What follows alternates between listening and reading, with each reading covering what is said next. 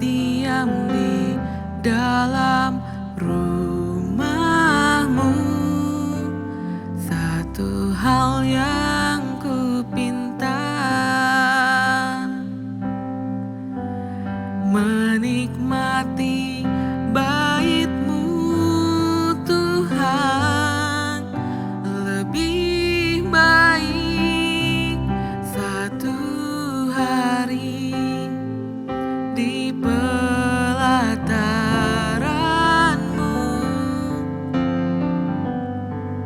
daripada 1000 hari di tempat lain.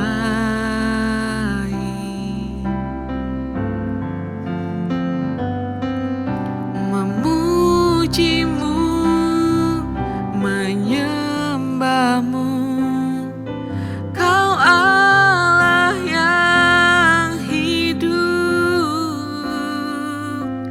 dan menikmati semua kemurahan-Mu.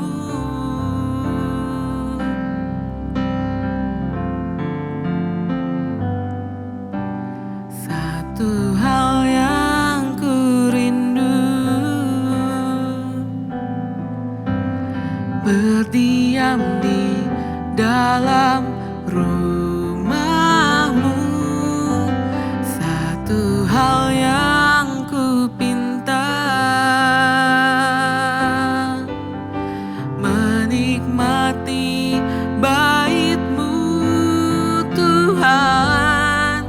Lebih baik satu hari di pelataran-Mu daripada 1000 hari di tempat lain.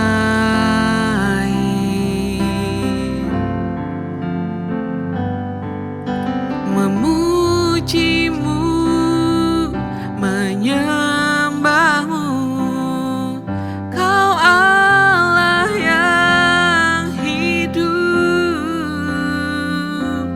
dan menikmati semua kemurahan-Mu.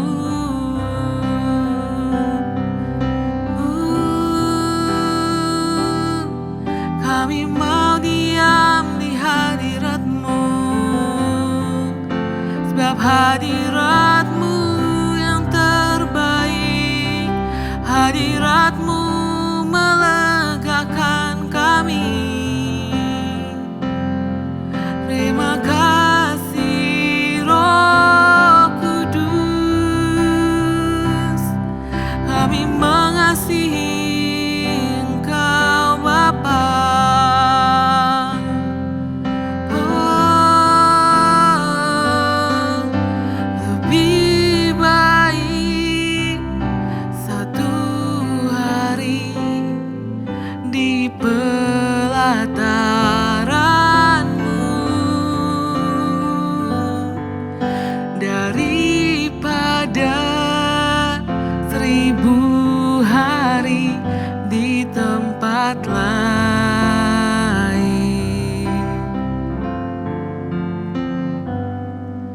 Memuji-Mu, menyembah-Mu, Kau Allah yang hidup, dan menikmati semua kemurahan-Mu.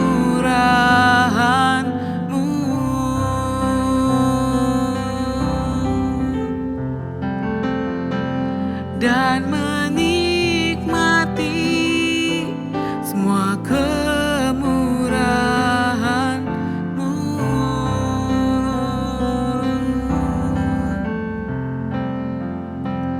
Dan menikmati semua kemurahan-Mu.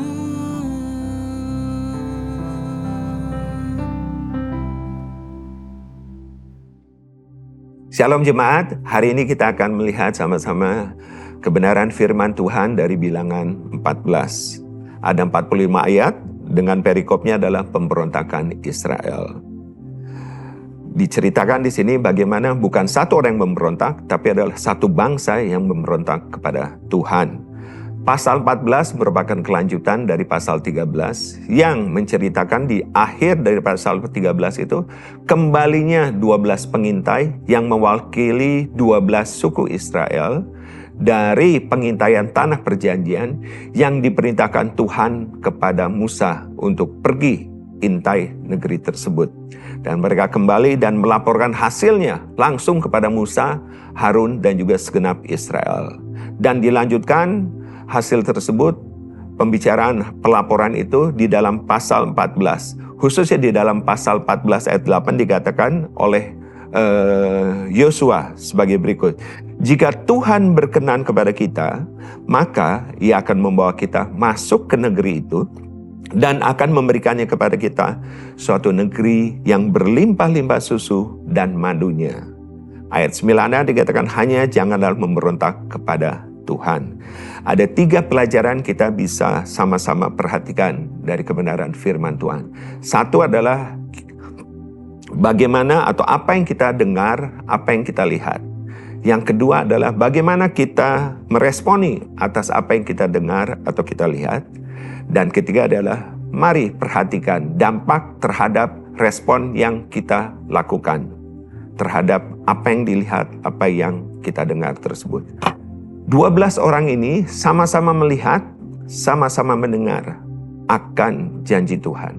Mereka melihat seperti apa yang dikatakan tanah Kanaan tersebut yang dijanjikan Tuhan. Mereka pernah mendengar kebenaran firman Tuhan atau janji Tuhan bahkan semasa mereka masih di Mesir. Yaitu bahwa Tuhan akan membawa mereka keluar dari tanah Mesir dan dibawa ke tanah perjanjian, yaitu tanah yang berlimpah susu dan madunya. Mereka pernah mendengar terus, dan setelah mereka keluar dari tanah tersebut, dari tanah Mesir tersebut, mereka sedang menuju ke dalam perjalanan tanah perjanjian. Sebelum memasukinya, mereka sedang mengintai. Dan mereka benar-benar 12 orang ini mengintai. Tetapi hasilnya kita bisa melihat apa yang sama-sama didengar, apa yang sama-sama dilihat ternyata berbeda. Ada 2 kelompok yang berbeda. Satu adalah kelompok 10 orang dan satu lagi adalah kelompok Yosua dan Kaleb yang menyatakan bahwa benar tanah Kanaan itu adalah tanah yang berlimpah susu dan madunya. Makanya Yosua mengingatkan kembali akan berkatakan ini tanah yang atau negara atau negeri yang berlimpah susu dan madunya. Lihat pada saat mereka mendengar akan firman Tuhan, itu mereka benar-benar memegang janji Tuhan. Mereka sudah mengalami akan berbagai kali mujizat. 12 orang ini sudah mengalami berbagai mujizat dan janji Tuhan. Apa yang Tuhan janjikan itu digenapi, dinyatakan, dan terjadi di dalam perjalanan kehidupan mereka. Tapi waktu mereka siap untuk memasuki tanah tersebut, mereka tiba-tiba merespon, 10 orang ini merespon yang berbeda dengan Yosua. Yang hasilnya, dampaknya adalah akhirnya mereka harus berkeliling di padang gurun itu dalam waktu yang cukup lama, sampai dengan 40 tahun, yang setara dengan 40 hari pengintaian mereka. 1 hari sampai dengan 1 tahun pengintaian mereka di tanah Kanaan. Kita setiap minggu mendengar akan firman Tuhan. Kita setiap hari juga, hampir setiap hari juga mendengar akan firman Tuhan melalui Rise Up. Nah, mari saat ini kita perhatikan sama-sama. Mulai hari ini memperhatikan. Waktu kita mendengar akan firman Tuhan, jadilah kelompok-kelompok orang yang seperti Yosua dan Kaleb. Mendengar firman Tuhan dengan bijak dan melihat dan meresponi dengan benar, sehingga dampaknya juga akan berbeda dengan orang-orang yang mendengar tapi meresponi tidak benar, sehingga dampaknya juga akan berbeda dengan orang-orang yang mendengar merespon dengan akan firman Tuhan, akan dampaknya akan sangat berbeda. Janji Tuhan yaitu adalah negeri yang berlimpah susu dan madu yang dijanjikan belum kita dapatkan mungkin. Seperti halnya mereka seolah kok belum sudah keluar dari tanah Mesir, tapi kok janji Tuhan akan negeri yang berlimpah susu dan madu belum mereka dapatkan. Tapi masihkah mereka percaya? Yosua dan Kaleb masih percaya bahwa memang Tuhan akan memberikan negeri yang berlimpah susu dan madunya. Dan biarlah hari ini, waktu kita mendengarkan firman Tuhan, sekalipun ada hal-hal yang seolah-olah janji Tuhan belum kita digenapi dalam perjalanan kehidupan kita. Dan biar kita tetap memegang untuk tetap percaya, merespon dengan benar, tetap percaya akan janji Tuhan, akan pernyataan Tuhan, akan perkataan Tuhan di dalam kehidupan kita. Mari sama-sama berdoa. Bapa di surga, kami bersyukur bahwa Tuhan janjinya tidak pernah diabaikan. Apa yang dijanjikan Tuhan, apa yang difirmankan, pasti digenapi, pasti terjadi di dalam kehidupan kami. Biar kami semua dari waktu ke waktu, dari hari ke hari, melihatkan janji Tuhan, pasti digenapi sesuai dengan waktunya Tuhan, sesuai dengan caranya Tuhan, sesuai dengan kehendaknya Tuhan di dalam kehidupan kami masing-masing. Terima kasih Tuhan untuk Tuhan yang terus berfirman dan kami menjadi orang-orang yang mendengar dan melihat akan pernyataan dan perkataan rancangan rencana Tuhan digenapi di dalam kehidupan kami. Hanya di dalam nama Tuhan Yesus Kristus kami berdoa dan bersyukur. Mari sama-sama katakan, amin. Tuhan Yesus memberkati. Bilangan 14. Pemberontakan umat Israel. Lalu segenap umat itu mengeluarkan suara nyaring dan bangsa itu menangis pada malam itu. Bersungut-sungutlah semua orang Israel kepada Musa dan Harun, dan segenap umat itu berkata kepada mereka, "Ah, sekiranya kami mati di tanah Mesir atau di padang gurun ini. Mengapakah Tuhan membawa kami ke negeri ini, supaya kami tewas oleh pedang, dan istri serta anak-anak kami menjadi tawanan? Bukankah lebih baik kami pulang ke Mesir?" Dan mereka berkata seorang kepada yang lain, "Baiklah kita mengangkat seorang pemimpin, lalu pulang ke Mesir." Lalu sujudlah Musa dan Harun di depan mata seluruh jemaah Israel yang berkumpul di situ. Tetapi Yosua bin Nun dan Kaleb bin Yefune, yang termasuk orang-orang yang telah mengintai negeri itu, mengoyakkan pakaiannya, dan berkata kepada segenap umat Israel, "Negeri yang kami lalui untuk diintai itu adalah luar biasa baiknya. Jika Tuhan berkenan kepada kita, maka Ia akan membawa kita masuk ke negeri itu dan akan memberikannya kepada kita, suatu negeri yang berlimpah-limpah susu dan madunya. Hanya, janganlah memberontak kepada Tuhan, dan janganlah takut kepada bangsa negeri itu, sebab mereka akan kita telan habis. Yang melindungi mereka sudah meninggalkan mereka, sedang Tuhan menyertai kita, janganlah takut kepada mereka." Lalu segenap umat itu mengancam hendak melontari kedua orang itu dengan batu. Tetapi tampaklah kemuliaan Tuhan di kemah pertemuan kepada semua orang Israel. Tuhan berfirman kepada Musa, "Berapa lama lagi bangsa ini menista aku, dan berapa lama lagi mereka tidak mau percaya kepadaku? Sekalipun sudah ada segala tanda mujizat yang kulakukan di tengah-tengah mereka. Aku akan memukul mereka dengan penyakit sampar dan melenyapkan mereka, tetapi engkau akan kubuat menjadi bangsa yang lebih besar dan lebih kuat daripada mereka." Lalu berkatalah Musa kepada Tuhan, "Jikalau hal itu kedengaran kepada orang Mesir, padahal engkau telah menuntun bangsa ini dengan kekuatanmu dari tengah-tengah mereka, mereka akan bercerita kepada penduduk negeri ini, yang telah mendengar bahwa engkau, Tuhan, ada di tengah-tengah bangsa ini, dan bahwa engkau, Tuhan, menampakkan dirimu kepada mereka dengan berhadapan muka, waktu awanmu berdiri di atas mereka dan waktu engkau berjalan mendahului mereka di dalam tiang awan pada waktu siang dan di dalam tiang api pada waktu malam. Jadi jikalau engkau membunuh bangsa ini sampai habis, maka bangsa-bangsa yang mendengar kabar tentang engkau itu nanti berkata, 'Oleh karena Tuhan tidak berkuasa membawa bangsa ini masuk ke negeri yang dijanjikannya dengan bersumpah kepada mereka, maka Ia menyembelih mereka di padang gurun.' Jadi sekarang, biarlah kiranya kekuatan Tuhan itu nyata kebesarannya. Seperti yang kau firmankan, Tuhan itu berpanjangan sabar dan kasih setianya berlimpah-limpah, Ia mengampuni kesalahan dan pelanggaran, tetapi sekali-kali tidak membebaskan orang yang bersalah dari hukuman, bahkan Ia membalaskan kesalahan bapa kepada anak-anaknya, kepada keturunan yang ketiga dan keempat. Ampunilah kiranya kesalahan bangsa ini sesuai dengan kebesaran kasih setiamu, seperti engkau telah mengampuni bangsa ini mulai dari Mesir sampai kemari. Berfirmanlah Tuhan, aku mengampuninya sesuai dengan permintaanmu.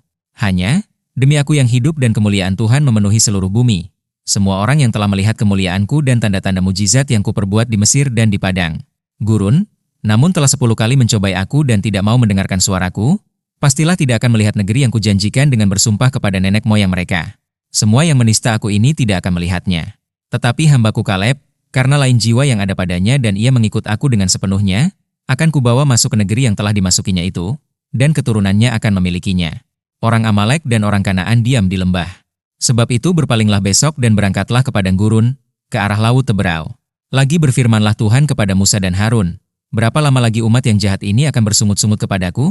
Segala sesuatu yang disungut-sungutkan orang Israel kepadaku telah kudengar. Katakanlah kepada mereka, demi aku yang hidup, demikianlah firman Tuhan, bahwasanya seperti yang kamu katakan di hadapanku, demikianlah akan kulakukan kepadamu.